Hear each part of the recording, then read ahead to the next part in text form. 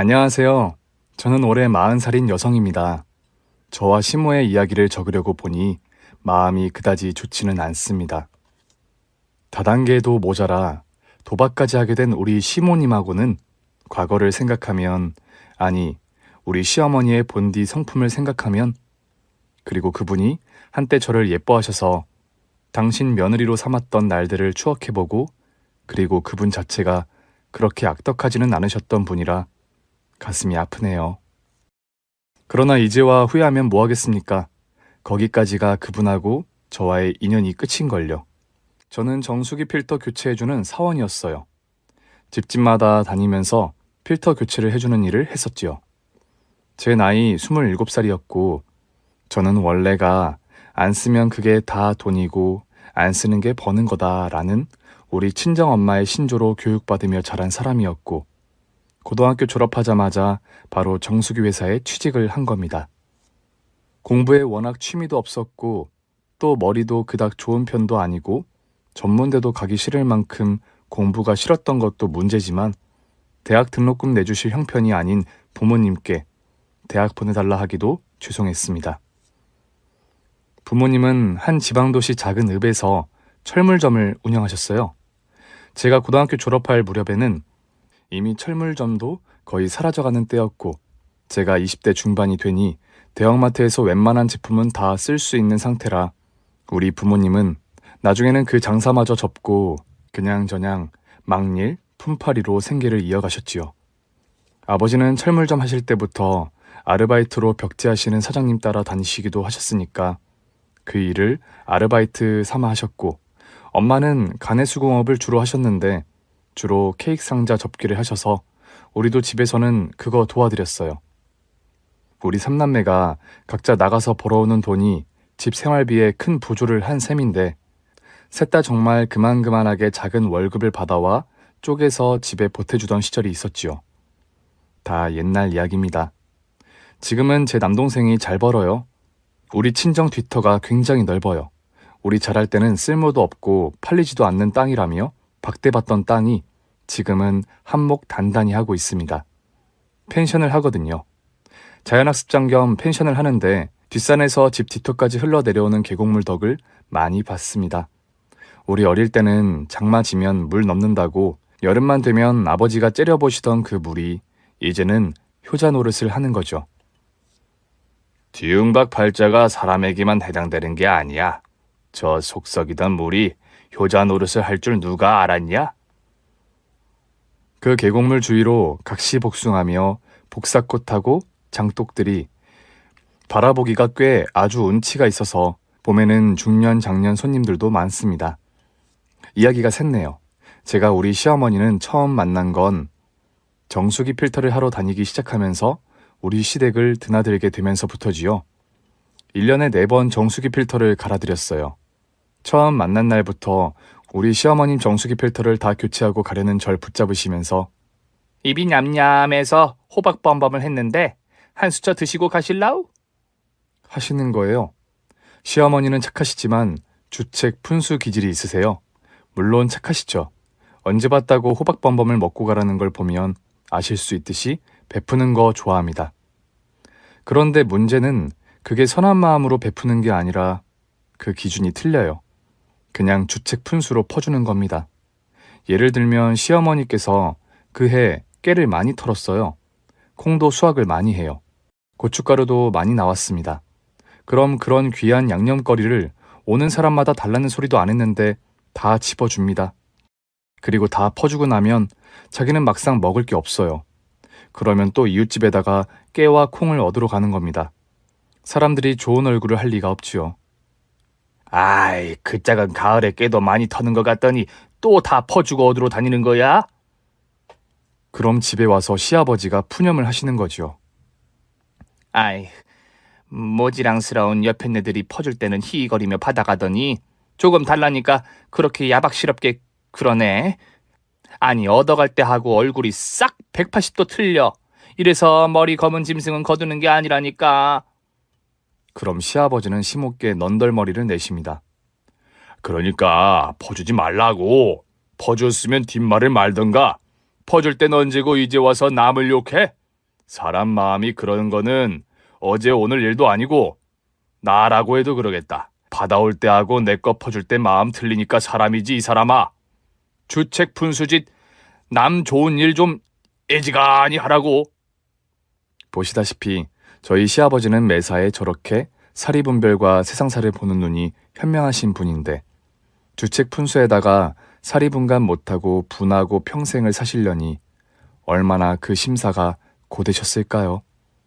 저는 그렇게 필터 교체하러 온 첫 달부터 듬뚝 떠서 주시는 호박 범법을 대접받으며 시모와 다정한 대화를 주고받게 되었고 다음번에 왔을 때는 집에서 수확한 거라며 집에 가져가 해먹으라며 오이지용 오이를 잔뜩 주셔서 그거 받아가지고 왔습니다. 그로부터 3달 후는 저도 사람인지라 맨손으로 갈 수는 없고 떡 전문점에 가서 육아와 어르신들 좋아하실 만한 가지각색 떡을 사갔습니다. 그걸 드렸더니 참깨를 터셨다며 또 한 비닐 가득 싸주시는데 그때부터는 부담스럽더라고요. 그러니까 괜히 제가 그 집에 가기가 부담스러운 거예요. 바로 이게 시모의 잘못된 부분 같습니다. 제가 주저주저 하는 게 보이였는지 다 나누어 먹자고 하는 짓이니까 부담스러워할 필요 없어. 나도 다 깐이 있으니까 주는 거야. 아무튼 그렇게 친해지게 된 시어머니께서 우리 집 둘째 아들이 고등학교밖에 안 나왔어도 튼튼한 직장 다니는데 여자친구가 없어 라고 하시며 한번 소개받아볼라냐고 물어보시는 거예요. 저는 좋았습니다. 사실 시댁에 드나들면서 벽에 걸린 사진을 보는데 작은 아들이라고 하신 분이 유난히 잘생기시기도 키도 크시고 얼굴도 밭꽃같이 흰 게 연예인 같다고 제가 칭찬을 몇 번 했었거든요. 처음 만난 날부터 남편은 제 마음에 쏙 들었습니다. 뭐랄까, 멋있게 생긴 것도 그렇지만 생활력이 있어 보인다고 할까요? 우리 친정 아버지는 매사에 기운도 없고 목소리도 작으시고 체구도 작으시고 생활력 없어 보이는데 남편은 온몸으로 자신감이 넘치는 사람이었거든요. 저는 결혼하면 여자는 집에 들어앉힐 거예요. 여자는 집에서 남자가 벌어다주는 돈으로 살림하고 애들 키우면 됩니다. 많이 벌 것도 아니면서 둘이 같이 나가 돌아다니면 가정은 어떻게 됩니까? 이 말도 마음에 들었습니다. 고등학교 졸업하자마자 8년을 직장 생활하려니 정말 고될 대로 고되었고 저는 워낙에 가정적인 사람이라 집에서 아이들 키우며 살림만 하고 싶었거든요. 남편도 키 크고 날씬하고 밉지 않게 생긴 제가 마음에 들었는지 우리는 3개월 연애 끝에 바로 결혼을 했습니다. 양가 허락도 무난히 받았고요. 남편은 고등학교를 공고를 나오고 고향에서 1시간 거리에 있는 모 대기업 지방 공장에서 뼈를 묻을 듯이 일하고 있는 사람이었어요. 그 대기업은 워낙에 직원 관리가 철저하고 성실한 직원이면 끝까지 책임지고 함께 가는 그런 의리가 있는 회사였습니다. 대우며 복지도 훌륭했고요. 남편과 결혼 후 우리는 시댁에 있는 곳에서 20분 거리에 있는 읍에서 신혼생활을 시작했어요. 시어머니는 툭하면 전화 거셔서 아가, 집에 청국장 기가 막히게 끓여 놓았으니까 와서 가져가라. 네 남편이 청국장 좋아하니라. 아가, 김치 안 떨어졌냐? 겉절이 새거 담갔다. 와서 가져가.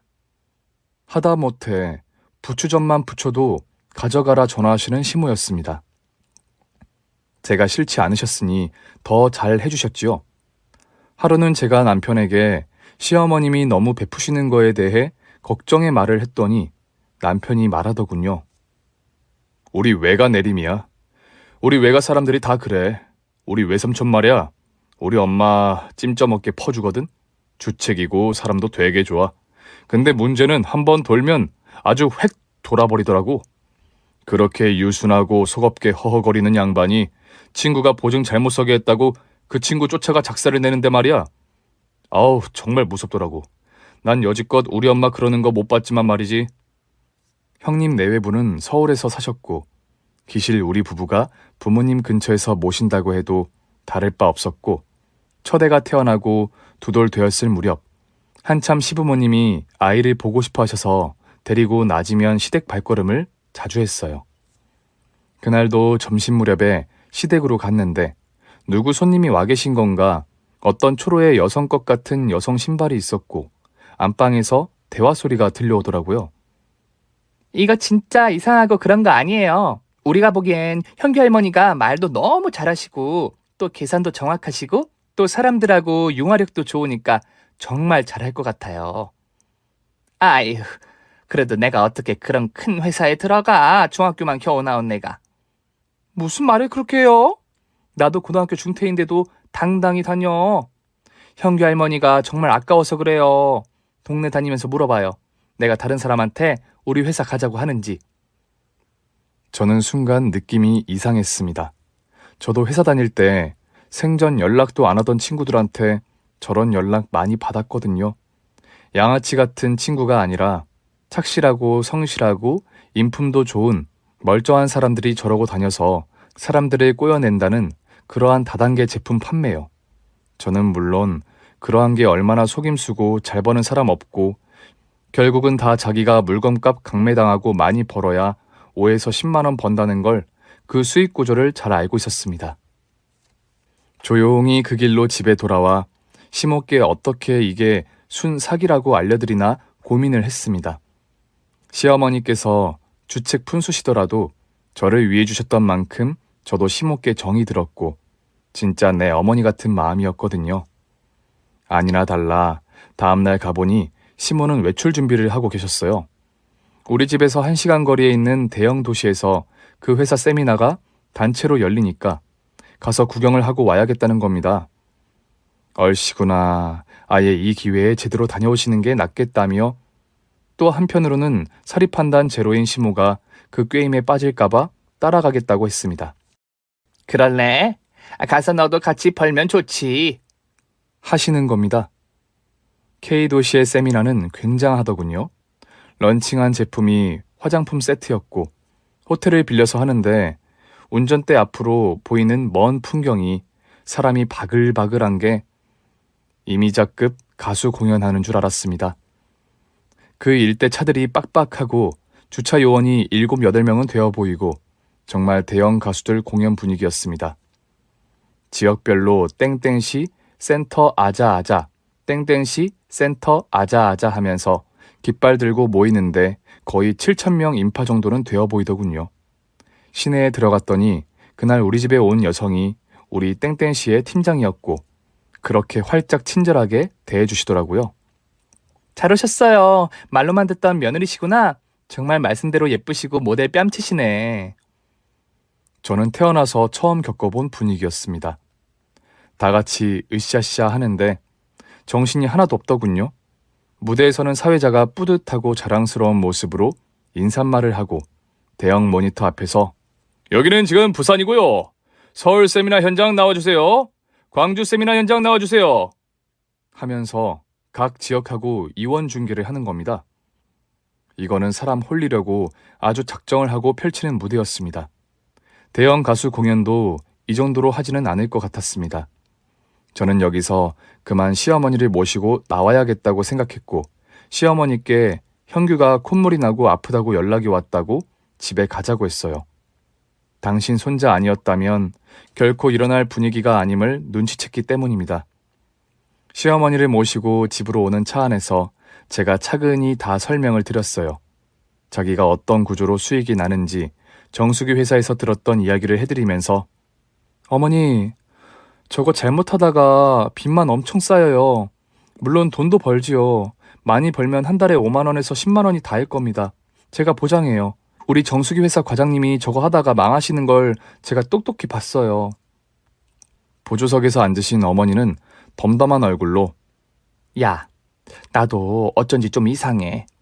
저렇게 화려하게 굉장하게 잘 나가는 회사가 사람이 몇천 명은 되어 보이는데 나 같은 시골 무지렁이한테 직원이 되라는 건 좀 그렇잖아. 하셨습니다. 저는 안심했어요. 그리고 오늘 같이 따라갔다 오길 잘했다고 생각하고 그날 집에 들어와 어제 못 잔 잠까지 푹 잤습니다. 어머니는 평소에 어머니대로 농사일 하시고 여전히 집에 푸성기며 양념들 이웃들에게 퍼줘가며 도토리 가루 갈아 지짐해서 동네 아줌마들 불러서 먹이며 수다 떠시고 노시는 일상을 사셨습니다. 저는 그야말로 까맣게 다단계는 잊어버렸지요. 간혹 거리에서 어머니 동네 사람들이나 마트에서 계산대 아주머니가 저를 바라보는 표정이 심상치 않은 것도 그때는 몰랐습니다. 그런데 석 달 후 남편이 집에 들어오면서부터 표정이 험악한 겁니다. 들어오자마자 아이도 안 돌아보고 어머니에게 계속 전화를 거는 거예요. 안 받으시나 보더라고요. 여보, 왜 그래? 무슨 일로 어머니를 계속 찾아? 나 정말 망신스러워서 회사를 못 나가겠네. 우리 어머니, 우리 회사 동료들에게 화장품 세트를 판매를 하시는 모양이야. 거의 강매래. 내 이름 대고 강매를 하시나 봐. 저는 어처구니가 없었습니다. 그럼 그걸 안 끊고 시작하셨다는 이야기고 석 달을 어떻게 저 모르게 그렇게 진행을 하셨는지도 어이가 없었습니다. 어머니는 연락이 계속 안 되고 저는 시댁으로 찾아갔습니다. 시댁으로 가는 길, 논에 계시던 이장님이 멀리서 저를 부르시더군요. 인사를 드리며 가까이 가니 형기 엄마, 그 좀 시어머니 단속 좀 해야 쓰겄어. 우리 동네에서는 내가 동네 어르신들을 철저히 보호하니까 장사를 못했지만 그 읍에 아는 얼굴들한테는 전부 쓰잘데기 없이 비싸기만 한 화장품 세트를 거의 강매를 한다시피 한다는구만. 지금 2달째래.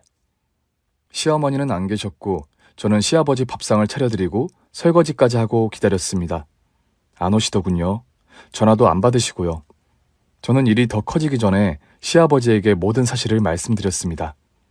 아무래도 어머니께서 다단계에 빠지셔서 제품을 판매하고 계신 것 같다고요. 시아버지께서는 기도 안 찬다는 듯이 웃으시더군요. 한참을 묵묵하게 앉아만 계시면서 무슨 생각인가를 하시던 양반이 갑자기 일어나셔서 밖으로 나가시는 거예요. 따라 나가보니 한쪽에 농기구 도구들 모아둔 곳에서 삽을 들고 광으로 가시는 거예요. 광에 자물쇠 채워둔 열쇠를 삽으로 내리꽂아 여시고 안으로 들어가시길래 저도 따라 들어갔습니다. 세상에나 광에 화장품이 거의 몇천 세트가 쌓여져 있더군요. 이지랄 하느라고 여기 광문을 그렇게 쳐잠그고 당겼구만. 그날 늦게 들어온 시어머니는 아버님께 잡혀서 그 앞에 조아리고는 다시는 다단계 근처도 안 가겠단 각서를 쓰셨지요. 이 말 저 말 필요 없고 각서 쓰라고! 또다시 그 짓을 했다가는 이혼해도 아무 말도 안 한다는 각서를 쓰신 시어머니의 모습을 지켜보는 마음은 착잡했습니다. 며느리가 시어머니 속을 썩이는 것도 아니고 시어머니란 사람이 다단계라니요. 광에 쌓인 화장품값 몇천만 원은 고스란히 시아버님이 갚아주셨습니다. 우리 선산 앞에 있는 논을 팔았는데 당장 급하게 팔아야 하니까 가장 상급인 논을 팔았던 거예요. 아버님 평생에 처음 조상으로부터 받은 재산 파시는 풍경은 가슴 아프더군요. 아버님 끝내 그렁그렁 우시더라고요. 내가 가운데 놈 빼고 두 놈 대학 공부도 순전히 내 힘으로 내 농사지어 시킨 사람이야. 근데 마누라쟁이 미친 짓에 기어이 논을 파는구만. 저는 시어머니가 제게 고마워할 줄 알았습니다. 일이 더 커지기 전에 이쯤에서 막아준 며느리를 고마워할 줄 알았는데 그게 아니었던가 봅니다. 조금만 있으면 그 물건 다 팔아 마일리지 몇만 포인트 쌓이고 한 달 수익이 1,000만 원을 웃돌 수 있는 팀장이 될 수 있는 기회를 제가 날려버렸다고 생각하셨나 봅니다. 나중에 알게 된 사실이지만 시어머님은 그 팀장하고 계속 연락을 하고 계셨고 다단계는 안 하시는 것 같은데 외출이 잦아지셨습니다. 어머님, 어제도 낮에 안 계시던데 어디 바쁘셨어요? 시어머님은 그럴 필요가 없는데도 예민하고 날카롭게 반응을 하셨어요. 너는 왜 그렇게 나 어디 가고 하는데 관심이 많아? 기분 나쁘니까 나한테 관심 꺼. 저런 시어머님이 아니셨거든요. 늘 과하다 싶게 제게 친절하셨는데 아마도 제가 시아버님께 고지곳대로 말씀드린 다단계권에 대해서 섭섭하셨나 보다 짐작을 하긴 했지요. 그런데 깨름직했던 건 늘 속편하게 잠을 많이 주무시고 눈에서 맑은 기운이 도시던 분이 언젠가부터 눈에 핏빛이라고 해야 하나요? 그런 게 비추시는 것 같았어요. 잠을 제대로 못 자는 사람에게서 나오는 그런 불안한 표정 같은 거요. 어쨌거나 제가 조심스레 확인하고 다닌 바에 의하며 우리 동네에 읍사람들 그 누구도 시어머니가 화장품을 다시 파신다는 건 못 봤다고 하는데 도대체 어디로 나가시는 걸까 궁금해하고 있던 찰나 모내기 앞두고 아버님이 어머님을 찾으시는 전화를 거시더군요. 며칠을 두고 계속이요. 아무리 기계가 돌린다 해도 모내기 때는 집안의 부직갱이까지 춤을 춘다는데 이 여편네가 허구한 날 어디 가서 농사일은 모르세요? 요즘 모내기는 예전 같지가 않지요. 기계가 다 해주니까요. 그래도 따순 식사로 일꾼들 새참을 내드려야 하는데 읍내 중국집에 배달시키고 만날 어디론가 나가시는 겁니다. 나중에 알게 된 사실이지만 시어머님은 그 팀장하고 같이 노름방에 다니셨던 거예요. 그 팀장은 그러니까 타짜들 방에 손님을, 세 사람을 넣어주는 그 역할을 하던 사람이었나 봐요. 호객이지요. 시어머님 마음, 물론 어느 면에서는 이해는 합니다. 평생 같이 산 아내 입장에서 남편이 논을 팔며 우는 그 얼굴을 못 잊으셨겠지요. 손에 들인 거 단숨에 갚아드리고 싶었겠지요. 그러나 그게 손자까지 가진 할머니란 사람이 할 짓은 아니잖아요. 도대체 그런 기본적인 판단도 안 되는 분이 무슨 할머니 자격이 있단 말일까요? 시어머니는 타짜들 장사 방식대로 처음에는 푼 돈을 따고 중간 돈을 따고 큰 돈을 따시면서 거의 노름방에 미쳐서 다니신 거예요. 어우, 이 언니 오늘 붙는가 봐. 나는 아침나절에 괜히 컵이 미끄러져 유리 하나 깨고 왔더니 다 난리네 다. 한 달에 걸쳐서 10번 정도 가시기 시작했을 때부터는 그들 방식대로 드디어 조금씩 푼돈, 중간돈, 큰 돈을 잃기 시작하신 거지요. 아유, 나를 물고 빨고 그렇게 예뻐하시던 외할머니가 꿈에 보이더니 이러려고 나타나셨나? 하룻밤에 120만 원 정도를 잃으시고 그 다음날 밤에 200만 원 정도를 잃으시고 그렇게 한 달을 미쳐서 노름방을 다니시던 끝이 모내기 철이었던 겁니다. 도대체 그 돈이 어디서 났을까요? 어디서 나긴요. 조상 대대로 터를 잡고 살아온 200년도 넘은 집을 저당 잡히고 대출을 받으셨던 겁니다. 대출 받아서 마지막 돈을 털어넣고 다 잃은 날 시어머님 돈을 다 먹은 타짜가 그러더랍니다. 언니는 화투 배우지 마. 언니 농사 지었다며? 어? 아유, 조선시대 같으면 판서 부인같이 살았네. 내가 관상도 손바닥 손금도 좀 보거든. 손바닥 좀 이리 내봐. 언니 길에서 객사하지 않으면 남의 집 부엌에서 평생 썩을 손이야. 앞으로 화투 치지 마. 시아버지와 우리 부부가 그 사실을 안 날 아버님은 그날도 아무 말 없이 묵묵히 앉아 있으시더니 아가, 물 좀 한 대접 따와라. 하시는 겁니다.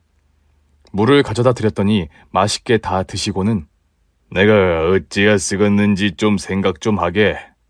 니들은 그만 가라. 하시는 거예요. 농사 짓는 분들이 이혼을 하실 생각을 하시는 경우 없다고 봅니다. 그만큼 부부가 공동체 의리로 힘껏 서로 의지하며 농사 지으며 사시는 거지요.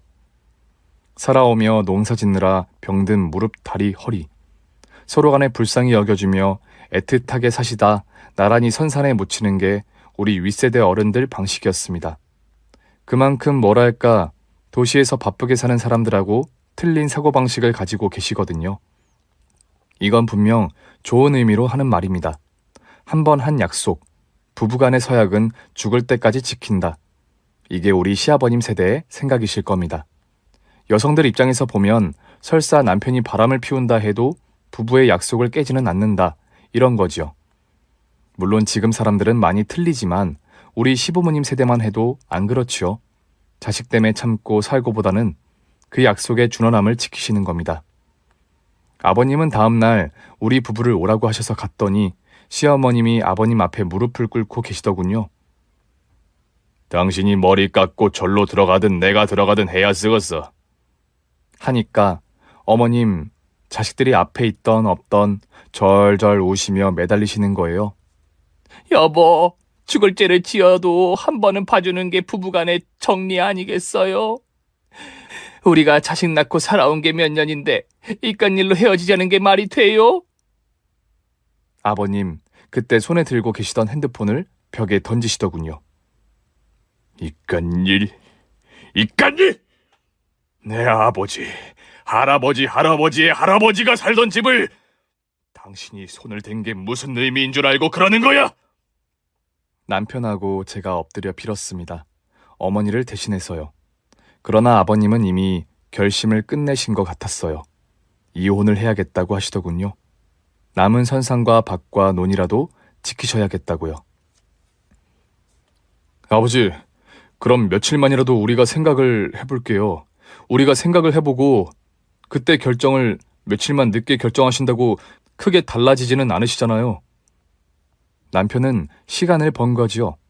당장 화만 지나가고 어떻게든 다시 최악의 사태를 모면하려는 그 마음, 저는 이해합니다. 아무리 죽을 죄를 지어도 자기를 낳아준 엄마니까 버리지는 못하는 거겠지요. 그런데 이틀 지난 오후, 노발대발하신 시아버지께서 전화를 거셨습니다. 남편은 회사에 있으니 남편에게는 못 걸고 제게요.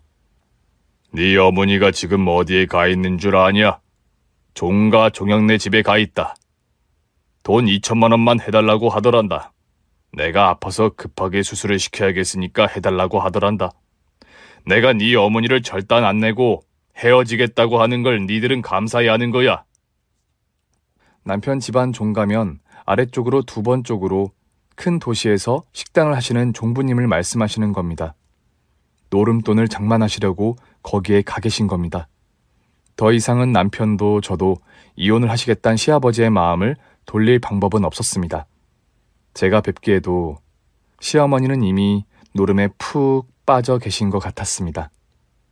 죽어도 이혼 도장 못 찍겠다고 울며 매달리는 시어머님의 처절함은 며칠이고 계속되었지만 소송까지 불사하겠다는 막강한 시아버님의 결심으로 시어머님은 수그러드셨습니다. 서울의 아주버님 댁도 어머님을 모르쇠, 시집가신 아가씨도 어머님을 모르쇠, 시어머님은 결국 우리 집에 와서 사시는 걸로 이혼은 마무리되었습니다. 위자료도 없었지요. 당연히 시어머님께서 우리 집에 들어오는 조건은 단 하나였습니다. 일체 노름을 끊겠고 만에 하나 한 번만 더 노름방에 출입할 시 부모 자식 인연도 끊겠다고요. 그러나 그 당시만 약속했지 노름이란 게 무섭더군요. 시어머님 제가 없는 틈에 제 지갑에서 현금 13만 원을 꺼내서 나가신 날, 남편은 그 사실을 알고 과음을 했습니다. 과음을 하고 길을 건너다 음식 배달하는 오토바이에 치여서 병원에 입원을 하게 되었습니다. 뒤늦게 소식을 듣고 달려온 시어머니 앞에서 남편이 어머니, 제가 처자식 있는 몸이지만 딱 그만 살고 싶습니다. 제가 일부러 오토바이에 달려든 거예요. 그만 이 세상을 떠나고 싶어서요. 라고 아뢰는 거였어요. 제 남편이지만 순발력도 뛰어나고 또 그 깊은 슬픔과 괴로움도 짐작이 되어서 웃음 반 슬픔 반인 제 심정도 참 복잡했습니다. 아무리 뒤늦게 배운 노름질이지만 시어머님은 여기서 뭔가 깨달은 게 있으셨나 봅니다. 정말로 노름을 끊으셨거든요. 노름을 끊어도 당신이 지은 죄가 있는지라 한 1년은 죽은 듯이 집에 계셨어요. 그러나 집에 계시는 것도 하루 이틀, 당신의 민낯을 모두 알고 있는 며느리 집에서 밥 얻어먹고 계신 당신 자신이 싫으셨겠지요. 또한 이 모든 원흉의 시작은 저라고 처음에 다단계 할 때 시붓게 이르지만 않았어도 그걸로 성공해 노름 따위는 시작도 안 했을 거라는 말도 안 되는 틀을 정해놓고 저를 미워하시는 마음도 있으셨던 것 같습니다. 홀로 자유롭게 마음 편하게 사시는 시아버지 댁으로 가셨습니다. 집에서 나는 농작물 좀 지고 나가서 팔아서 쓰게 해달라고요. 참 뻔뻔도 하시죠? 그러나 하루 이틀 산 부부 사이도 아니었고 쓰나 다르나 50년 가까이 자식 셋 낳고 산 부부인지라 시아버지께서 그것까지는 거절을 못하셨던가 봅니다. 내가 아들 자식에게 10만 원, 5만 원 받아 쓰고 살고 있수. 나 애들이 외식 안 시켜주면 그 좋아하는 불고기가 어떻게 생겼는지도 까먹을 지경이야. 나 저거 참깨하고 콩, 푸성기 그거라도 보따리에 지고 나가서 동네마다 골목 돌면서 팔아서 용돈 만들어 쓰게 나한테 조금만 남겨주시오. 시아버지가 가만히 계시자 당신 나한테 위자료도 안 줬잖아. 결국 시아버지는 가져가라 했고 시어머니는 일주일에 2번 장터며 읍에 있는 다세대 주택 골목이며 각 식당이며 이고지고 다니시며 팔기 시작하셨습니다. 쉽게 말해서 보부상이 된 거예요. 참으로 끝까지 전 남편 우세, 자식 우세시키는 분이 저희 시어머니십니다. 사람들이 뭐라고 할까요? 시아버지 댁은 이 지역 유지시고 시어머님이 어느 집 누구 마누라 출신이고 누구 어머니고 현재 왜 저렇게 되셨고 그 스토리를 전부 꿰고 있는 사람들에게 우리 부부는 또 뭐가 될까요? 시어머니 용돈을 얼마나 안 드렸으면 노인네가 짐을 이고 장사를 다니냐고 하실 거 아닙니까? 너무 화가 나서 남편에게 10번을 토하면 남편은 가만둬. 그거라도 하셔서 밖에 나가 돌아다니시고 좋잖아. 집에서 맨날 당신하고 둘이 마주보고 뭐 할 거야? 뭐 서로 경멸하고 무시하고 미워하고 그러려고? 그리고 어차피 당한 망신 더 망신스러울 게 뭐가 있다고. 저는 시어머니가 그러시고 다니는 걸 그냥 포기하고 말았어요. 남편 말대로 이미 망신당할 거 당하고 알 건 다 아는 사람들에게 더 창피할 것도 없었습니다. 시어머니는 다시 그 전에 어머니로 돌아가 바지런해지셨습니다. 정말 노름은 끊으셨고 원래대로 농꾼은 노동으로 돈 버는 재미에 빠지신 거예요. 오죽하면 깨농사든 콩농사든 파농사든 때 되면 일꾼처럼 가셔서 시댁 농사를 자기 일처럼 해내고 또 수확하면서 자기 것 알뜰히 챙겨와 동네마다 이고지고 다니시는 겁니다. 깨며 콩이며 옥수수며 계절별로 마늘이며 그런 걸 주렁주렁 들고 이고 우리 지역뿐 아니라 인근 읍에 가지고 가셔서 가게마다 식당마다 들고 가셔서 파시는데 들어오는 돈도 쏠쏠하고 재미도 쏠쏠해 배고 한 달에 집에 계신 날이 사흘도 안 되셨지요. 오죽하면 남편이 엄마, 그거 벌어서 빌딩 사실라고? 기분 좋은 농담을 할 정도였으니까요. 저도 이제는 마음을 놓고 어느 정도 남편의 기분에 맞출 수 있게 되었어요. 어머니는 예전에 제가 알던 그 어머니로 돌아가 있었고 열심히 사시는 모습이 보기 좋았으니까요. 어머니를 바라보던 마음이 다시 그 전으로 돌아간 저는 다시 내 어머님이라는 마음이 되었습니다. 그런데 우리 시어머니의 마음은 그게 아니셨던가 봅니다. 시어머니는 남편이 언젠가 말한 남편의 외가 내린 대로 한번 빡치면 절대 되돌리지 않는 그 기질을 가지고 계셨던 거예요. 저에게 화가 나고 분노하셨던 그 마음, 제가 시아버지께 이르지 않았으면 모든 게 순탄했을 거라는 어이없는 믿음이 저를 절대 용서하지 않겠다는 옹골진 마음을 잡수시게 했던 거지요. 어머니는 이제는 저를 며느리로 인정하고 계시지 않았던 거예요.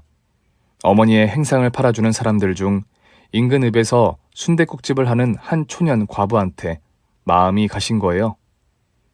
그 과부는 40 중반으로 남편보다 3살이 많은데 순댓국집에 오는 호랍이며 중년 남성들에게 인기가 많았다고 하네요. 혼자 살고 예쁘고 몸매도 팡파짐하니 육감적이고 무엇보다 사람을 늘 기분 좋게 대하는 명랑함이 최대 무기였던 것 같습니다. 그런데 손님들에게만이 아니라 그 집에 드나드는 장사꾼, 정수기 필터 교체해주는 사람, 물건 넘겨주는 사람, 택배 기사들 모두에게 친절했고 특히 좋은 물건을 가져다가 직매하시는 저희 시어머니께 당연히 더 친절했겠지요. 왜냐하면 예전 그 버릇대로 한 주먹 줄 걸 2주먹 주고 3주먹 줄 걸 5주먹 주고 만판 퍼주니까 싫을 리가 있나요? 물건도 최상이지 막 퍼주니 오실 때마다 한들한들 간이라도 씹어 먹여줄 것처럼 친절하게 하니 우리 어머님도 그 과부가 다르게 보이시기 시작하신 거지요. 이해는 합니다.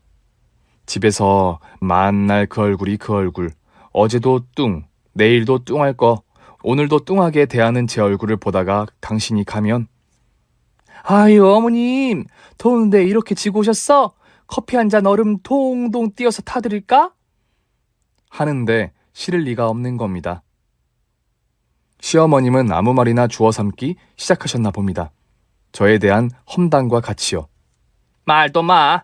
그 백녀시 같은 년이 지 처지도 생각 안 하고 내가 우리 대기업 공장 다니는 우리 아들을 잘생겨서 여자들이 줄을 서는 내 아들을 소개시켜 주었더니 낼름 꼬셔서 바로 결혼을 해서 말이야.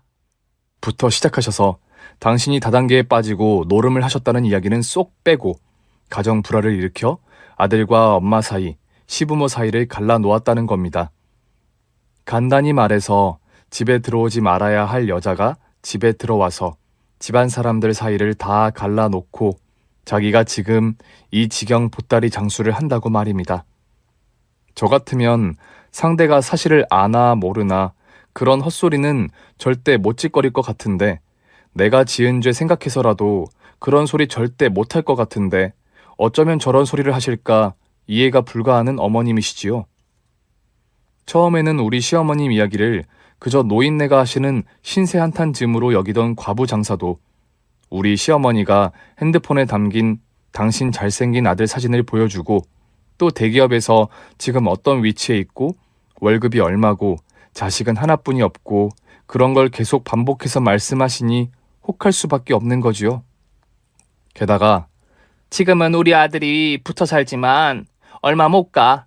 왜냐하면 말이 통해야 말이지. 우리 며느리 시집 오기 전에 정수기 필터 교체했는데 생전책이라고는 신문이라고 글자라고는 안 읽어. 우리 아들은 대학을 못 가서 그렇지. 우리 남편 닮아서 글자에 환장하거든. 그냥 책만 드립다 파는 애거든. 사람이란 게 대화가 통해야지. 안 그래? 부부라는 게 대화가 중하다고. 여기 사장은 보면 참 사람이 귀티나게 언제든 신문을 읽고 있고 말이야. 뉴스 이야기도 잘 알게 해석해주고 말이야. 그렇게 자꾸 달콤하게 꼬시니 귀가 팔랑거릴 수밖에요. 그러니 커피에다가 얼음 10개 넣어드릴 거 15개 넣어드리고 괜히 오실 시간에 수박 잘라놓고 하면서 저희 시어머니께 잘 하려고 노력을 하는 거지요. 참 우리 며느리는 키만 삐죽하게 크고 엉덩이도 작아서 더는 생산 못해. 우리 집은 자손이 귀하거든. 큰애네도 아이가 없어. 참 소원인 게 자손 풍풍 낳아주는 며느리만 들어오면 우리 영감도 재산 다 물려줄 텐데. 그 순댓국집 여자는 정말 육감적으로 생겨서 아이도 잘 낳게 생겼거든요. 어머님, 제가 얼마 전에 산부인과에서 초음파를 받았거든요. 여자는 언제든 준비를 해야 하기 때문에 1년에 한 번 산부인과는 필수잖아요. 저 너무 건강하대요. 이렇게까지 이야기가 진행된 겁니다. 나중에 그 여사장이 제게 털어놓은 이야기를 종합해보면요. 시어머니는 그때부터 작전에 들어가셨습니다. 저와 남편을 이혼시키려는 작전을요. 시어머니는 어느 날 남편이 베고 있는 베개를 슬며시 빼시는 거예요. 그러더니 거기에다가 무슨 부적 같은 걸 넣으시는 겁니다. 남편이 깜짝 놀라며 지금 뭐 하시냐고 하니까 다 널 좋게 하려는 거니까 건강하게 해주는 부적이라고 빼지 말라고 하는 거예요. 그리고 방에 들어가셔서 제 베개도 가지고 나오더니 제 베개에도 넣으셔서 저는 싫다고 빼시라고 했습니다. 정말 너무 싫었어요. 잘 때 베는 베개에 부적이 들어있다고 생각하니까 잠이 올 것 같지 않았거든요. 그런데 시어머니는 다음날 남편에게 전화를 하셔서 그 베개에 든 부적이 제 원진살을 빼주는 부적이라는 거라고 설명을 하셨나 봅니다. 장사 다니는 게 너무 고단하고 심란해서 어디 가서 점을 봤는데 며느리 자체에 원진이 들어서 결혼을 하면 안 되는 사주인데 결혼을 해서 지금 집안이 이렇게 갈라졌다고 하더랍니다. 집안일에 대해 입도 떼지 않았는데 너무 척척 맞히는 게 신기해서 우선은 원진살을 없애주는 부적을 2장 사가지고 왔으니 되나 안 되나 나쁠 것은 없으니 베개에 든 것은 두라고 하시는 거예요. 원진살 가진 여자가 결혼했을 때는 이런 사고수나 구설수가 끊이질 않아 가족 화합이 안 되고 그걸 그나마 무마시켜주는 게 속궁합과 자식 화합인데 니들이 속궁합이 어떤지 내가 잘 모르니 속궁합이나마 유지시켜달라는 뜻도 있다고 하는 거예요. 어쨌든 좋은 기원의 말이니 남편도 자기 엄마 말을 따라겠지요. 그러나 사람의 귀란 게 우스운 게 제 사주가 나쁘다는 말을 들으니 남편도 그게 그렇게 기분이 좋지는 않았겠지요. 속으로 저 여자 때문에 우리 부모가 이혼하셨나? 평생 몇십 년을 큰소리 내지도 않으시던 분들이 말이야. 거기다가 제가 우리 아이 어린이집 다닐 때 같이 어울려 다닌 엄마들 친목계가 있어 나간 날 시어머니께서 남편을 데리고 그 여자 순댓국집을 간 겁니다. 저녁 늦게 별 생각 없이 따라갔다가 이미 장사 끝난 순댓국집에서 문을 열어주는 거나 어머니와 사장의 심상치 않은 태도들과 잠깐 소피 보러 나가신다며 나가서 안 들어오시는 어머님이나 모두 이상한 걸 눈치챈 남편은 잠자코 소주를 마셨다고 합니다. 단지 자기의 짐작일 뿐일 수도 있고 괜히 모르는 사람에게 신뢰되는 행동을 하기가 그랬겠지요. 잠자코 소주를 마시는데 앞자리에 와서 앉더니 술을 따라주는 여자 사장의 손이 자기 손에 닿자 벌레가 닿을 것처럼 싫은 기분에 얼른 자리에서 일어나 계산대 앞으로 갔다고 합니다. 여자가 뒤에서 달라붙더니 주무시고 가세요 라고 하더래요. 너무 소름 끼치고 싫어서 여자를 후려치고 이미 잠긴 문을 부실 듯 열어 젖히고 나온 남편은 그 길로 집으로 뛰쳐와서 먼저 돌아와 세수하시는 어머니에게 따져 물었겠지요. 한참 옥신각신 싸우는데 저는 그때 창문 밖에서 그 소리를 다 듣고 있었어요. 우리 빌라는 1층이고 어머니 방 창문이 주차장 쪽으로 나 있어서 다 들렸거든요. 차를 주차시키는데 우리 집에서 쩌렁쩌렁한 싸움 소리가 들려서 너무 놀랐던 저는 창문으로 기우시 들여다보다가 듣게 된 거지요. 말이 안 나오더군요. 그래서 애미를 쫓아내고 그 여자를 며느리 삼으시려고요? 왜 나만 당해야 하냐? 어? 그거 그때 그 화장품 다 팔아치웠으면 나는 노름도 하지 않았고 이혼도 안 당했어. 어머니, 그건 집사람이 어머니를 위해서 아버지께 알린 거예요. 왜 그 판단을 못 하시냐고요? 설사 그렇다 쳐도 아들에게 여자를 소개시켜주는 게 그게 나이 살 잡수신 어른이 할 짓입니까? 네? 저는 한 시간이나 아들을 태우고 뱅뱅 돌다가 돌아왔습니다. 아무렇지도 않은 척 인사드리고 애를 씻기고 저도 씻고 잠들었습니다. 며칠 곰곰이 생각을 해보았어요. 제가 지금부터 하려는 짓이 옳은 건가 틀린 건가, 그냥 담백하게 작은 빌라 정도 얻을 돈 해드려 내보내드려야 옳은 건 아닌가 생각했습니다. 어머니와 제가 한 집에서 살기에는 이미 너무 먼 강을 건너온 건 분명하니까요. 원룸을 해드린다? 작은 빌라 전셋값을 해드린다? 네, 어차피 아버님 재산 우리에게 어느 정도 올 게 분명하니까 미리 좀 대출받아서 해드릴 수 있습니다. 그러나 공짜로 그러기는 싫었어요. 그동안의 고부간의 정, 무엇보다 남편과 어머니의 관계, 그러니까 모자간의 천륜을 생각해서 어머니에게 마지막 선택권을 드리고 싶었습니다. 선택은 순전히 어머니의 몫으로 남겨드리고 싶었고요. 저는 어린이집 엄마들 모임에서 타온 갯돈 500만 원이 든 봉투를 신발장 제 바로 위칸 어머니 칸에 놓았습니다. 그리고 하루를 지냈어요. 다음날 아침에 보니 그대로 있더군요. 그날 저녁을 먹기 전 서먹서먹한 남편과 시모, 그리고 아이가 밥을 먹을 때 큰 소리를 냈습니다. 여보, 500만 원 든 봉투 못 봤어? 그리고 난리를 치면서 갯돈 500만 원을 탔는데 그게 어디 갔는지 모르겠다며 생난리를 피웠습니다. 아무래도 어제 마트에서 정신없는 내가 가방 속에서 떨어뜨린 걸 흘린 게 분명하다며 난리를 피웠지요. 누가 주인도 없는 5만 원권짜리 100장 봉투를 찾아주겠냐며 그냥 어디 자선요금 냈다는 셈치라고 잊으라고 남편이 말하더군요. 말하면서도 자기도 화가 나는지 그 정신 좀 똑바로 챙기고 다녀 옆편네가 라고 소리를 지르는 거예요. 시어머니도 한심한 듯 저를 바라보시더니 귀엽고 한마디 하시더군요. 집에서 살림하는 여자가 10원 지전 하나 벌어들일 줄 모르는 사람이 남편이 피같이 번 돈 500만 원을 버리고 다니고 꼴 좋다. 다음날 시어머니는 현관 바로 밖에 나와 있던 운동화를 신고 나가셨고 돈봉투는 그대로 있었습니다. 다다음날 어머니 나가신 후 보니 봉투가 없어졌더군요. 다시 말하지만 저는 어머니가 가지고 나가시라고 한 게 아니었습니다. 어머니께 마지막 기회를 드리고 싶었어요. 어머니가 나가시고 몇 시간 후 그 팀장이란 여자의 집을 찾아갔어요. 요즘 그 여자가 집에서 두문불출한다는 소식은 며칠 전에 계모임에서 들었거든요. 어린이집 동창 엄마네 빌라 2층에서 사는 그 팀장. 대문 앞에서 반투명 창을 통해 들여다보니 안에 사람들이 많았습니다. 그 길로 돌아 나와 남편 회사에 전화를 걸었어요. 퇴근 후에 어디 빌라로 오라고요. 1시간 후 남편은 도착했고 우리는 그 집 벨을 눌렀습니다. 팀장이란 여자가 나오고 우리 남편은 현관문을 밀고 들어갔지요. 안에서는 노름이 펼쳐지고 있었고 우리 어머니는 노름판에 끼어서 신나하고 계시더군요. 어머니는 그날로 저희 집에서 쫓겨나셨고 아들에게 의절당하셨습니다. 우리 지역에서 한참이나 떨어진 동네의 갈빗집에서 숙식 해결하시며 돈 번다는 소식은 먼 소식을 통해 들었습니다.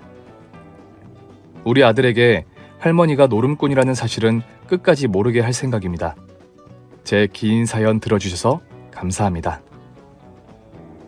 오늘 준비한 사연은 여기까지입니다. 재밌게 들으셨다면 구독과 좋아요 눌러주세요. 제게 아주 큰 힘이 됩니다. 그럼 저는 다음 사연으로 찾아뵐게요. 오늘도 건강하고 행복하세요.